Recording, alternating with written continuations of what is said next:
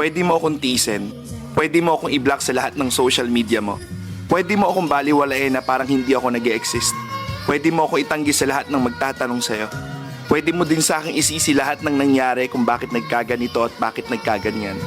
Pero hindi mo pwedeng ikaila na isa ako sa mga taong umunawa sa'yo nung halos wala nang umiintindi sa'yo.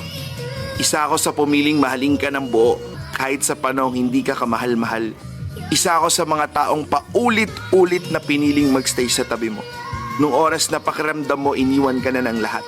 Isa din ako sa mga taong piniling unahin ka kesa ang sarili. At hindi mo kasalanan yun kasi choice ko yun. Isa din ako sa mga taong minahal ka ng sobra-sobra. To the point na wala na akong inisip kundi ang mapasaya ka. Lubos akong nagpapasalamat dahil sa mga oras na pinili kita, kapalit ay kasiyahan ng aking puso.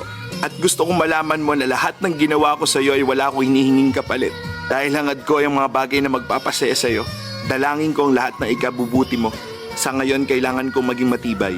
Dahil sa ngayon, ito lang yung kaya kong ibigay para sa sarili ko. Dahil yung taong pinakamamahal ko, may nagmamahal ng iba. Masakit man para sa akin na sabihin to, pero sana maging masaya kayo sa relasyon nyo. Dahil hangad ko lang ay ang kaligayahan mo. Mag-iingat ka palagi, alagaan mo yung sarili mo. At sana wag mong biglang iwanan yung mga taong hindi ka iniwanan sa panahong walang-wala ka. I love you for the last time.